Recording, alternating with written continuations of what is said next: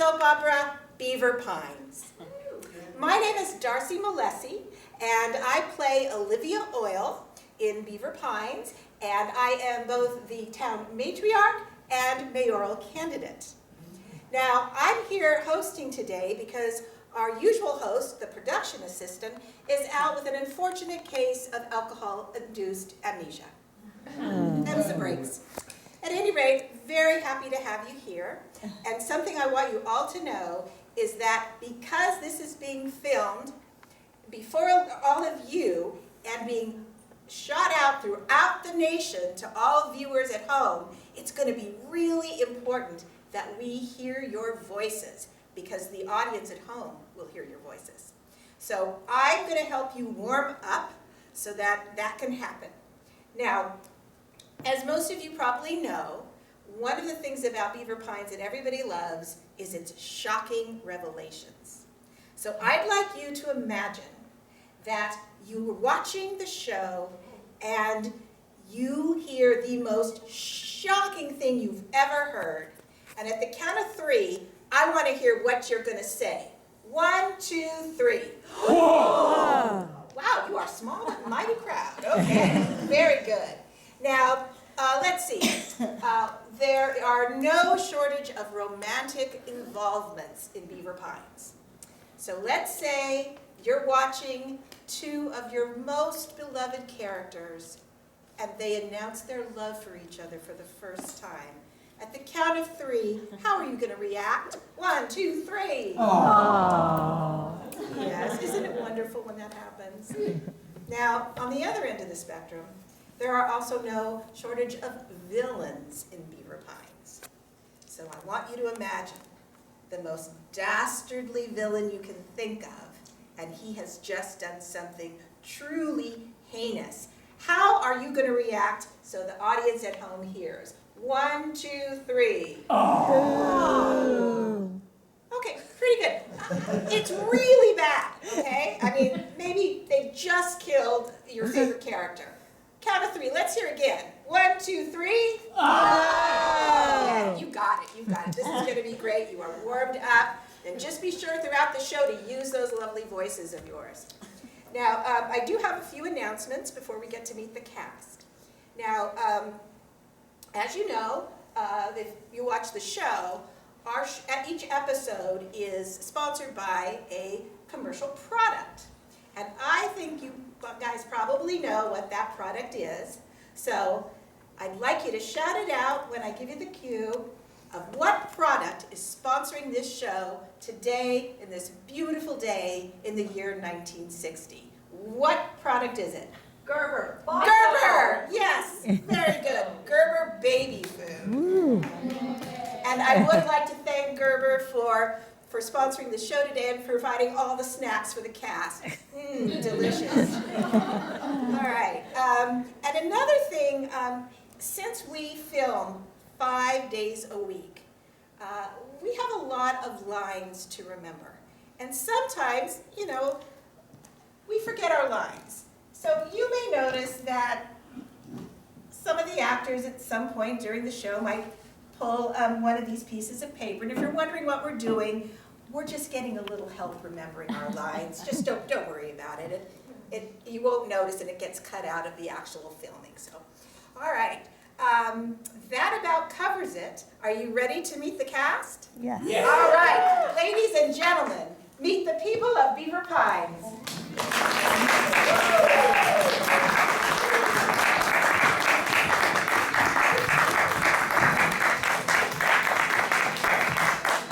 All right. Why don't you go ahead and step forward and say your name and a little bit about your character. I'm Mayor Rutherford R.J. Johnson, 2-term mayor of Beaver Pines, running for a 3rd, consummate politician. Violet Black, 3rd-time grieving widow, desperately seeking her next victim husband. Dr. Robert Eastman, doctor of Beaver Pines, and you better know it, I'm a good one. Jack, contraband dealer, gang member. Matthew, known as Maddie, a town homosexual. Beverly Vanderglen, widow, and proprietor of Beaver Pines Gas Station.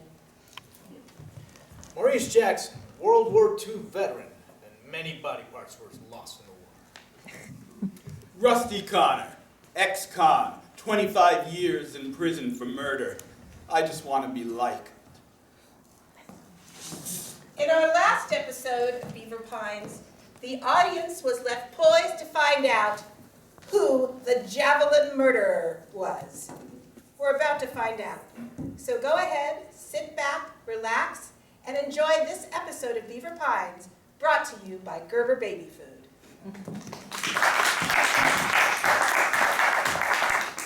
And just as this strange man was about to tell me who killed my love, Crystal, suddenly he was killed himself by a javelin in the back.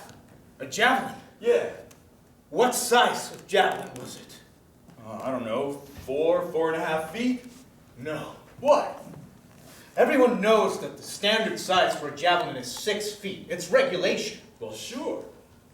4.5 feet javelins. There's only one person that is able to use it and knows how to use it. Well, who? You're not gonna like it. Maurice, if you know something, I've got to know it. Someone killed Crystal, and I'm going to hunt that person down. Well, you have a past with her, Rusty. Beverly. Yes. She's been gone for the past 3 days. She went and took my heart with me. Yes. Exactly. She is the only person in this town that knows how to use a 4.5 foot javelin, Rusty. Are you saying that she found out that in her absence, I no longer cared about her, fell in love with Crystal, and she killed Crystal out of spite and revenge? That's exactly what I'm saying, Rusty. Now that you mention it, Beverly's forearms were always very muscular. That's right. She was a champion back in her high school days. I can't believe Beverly would do this. Well, you better believe it, because there is no other choice. It must be her. That means she must be back. Yes. I know. I know this is going to sound crazy, Maurice, but just knowing that she's back in town, starting to revive some of those feelings I've had for her. Yes. I could feel your heartbeat from over here. It sped up. Maurice, how can I track down the woman who killed my love if I love the woman who killed my love? Rusty, in the world of war and love, there aren't any straight answers. You're going to have to figure this out on your own. You go out there, find her.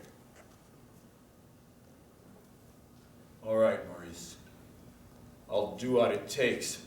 And by the end of all of this, I hope someone still loves me.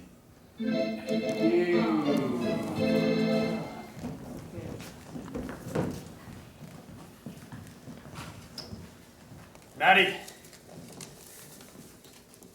Hey, don't step on my blue suede shoes.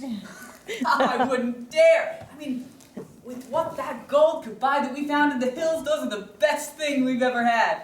Maddie, I may have blown my load too quick. I mean, we found so much gold, I couldn't help myself. I went out and bought these puppies. I saw them every day, walking past that clothing store right in the window, and I set my eyes on them, and now we're filthy rich. Look at me, Mr. Fancy Pants, right? That is very, very cool. I'm sure you've got enough saved, though, to keep us on a good track moving forward. I mean, with everything we've got, you'll never have to go back to your gang, the Rollers. You'll never have to do another crime. No, I mean, Maddie, I can move out of this filthy apartment of mine. Hey, maybe you and me should find a place together. I mean, I've been shacked up with Mom and Dad all these years. Maybe I should finally get out. Well, yeah, that's true, but... You know, last time we talked, I thought you said that maybe you were better off without me, right? Well,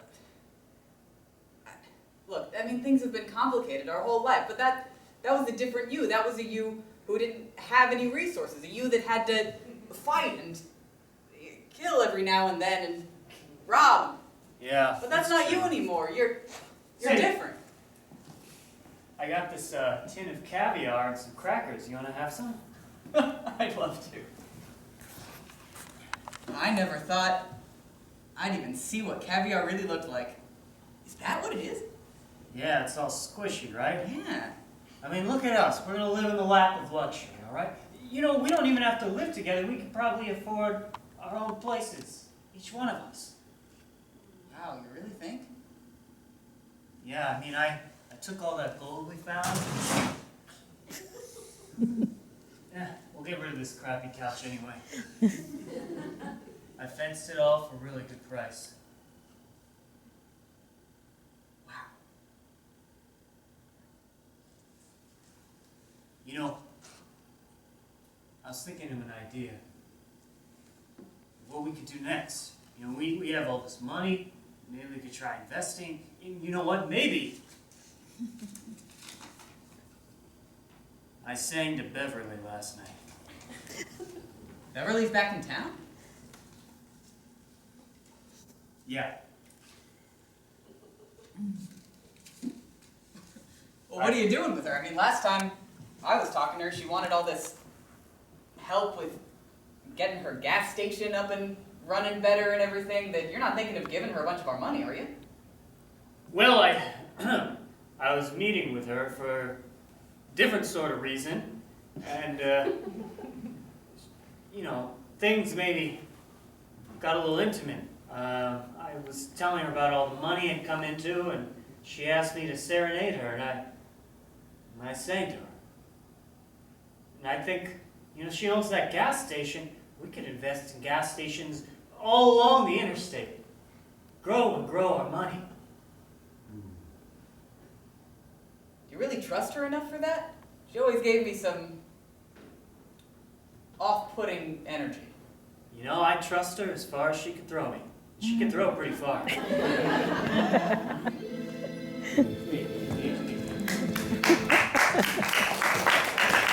I was thinking, maybe not traditional white, you know? Maybe I could wear, I don't know, black. For my wedding? Yeah. I mean, well, it's That's a little too untraditional. I was thinking maybe an off-white. But off-white looks a little dirty. Don't you want to stand out? Well, we can worry about that later. Do you want a drink? Sure. I'm really glad that we're friends again. And Me too. I'm so glad you made me your maid of honor. Yeah. Even though it's kind of awkward since you're marrying Maurice. Who Water under used the to be bridge. Martin, who I used to be in love with. Okay, let's just not get And into that, engaged. okay? Okay, let's just not get into. True. We should get into more of maid of honor business, which is my husband is my long lost half brother.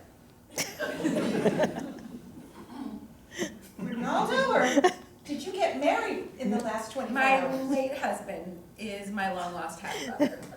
I know that sounds odd and kind of gross. Let me explain. You know, 50% isn't that bad. God, I'm glad you didn't have kids. You're really gonna bring that up now too?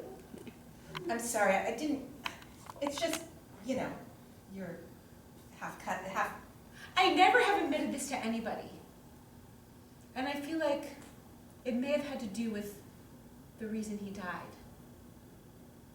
I've been feeling really guilty about all of it. Well, you mean, didn't he have a heart attack when you guys were making love? He did, but his heart was healthy. And I knew that I had recently found out he was my half brother. And I didn't want him to know because I thought maybe he'd have a heart attack. So I'm thinking, somebody told him. Well, who could that be? Who could that be? Why are you looking like that? What do you know? I know that look. I don't know anything. This is as shocking news to me as I guess it was to you and obviously Ronaldo. I mean, how am I supposed to know when people are half-siblings? I don't know, it's not like there's anything like genetic testing or anything. Not yet. What is genetic testing? I don't know, I read about it in a magazine, Scientific American. But listen, Wait, maybe he wasn't my half-brother. Maybe there's a way to find out. I still have some things of his that I sleep with and touch and like put around me and do weird things with. I do weird things with them. It's hair, it's his hair. oh, gross. It's a lot of his hair, different parts of his hair, different parts of his body hair. That explains that sweater that I like so much. It's not cashmere, is it? No.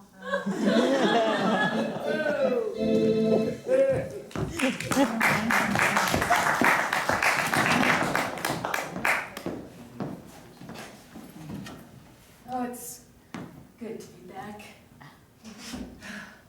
Mexico City. 3 days, a Bachelor of Science in Business Administration. Wait till Beaver Pines finds out. I've got plans. And I'm hoping Rusty will show up soon.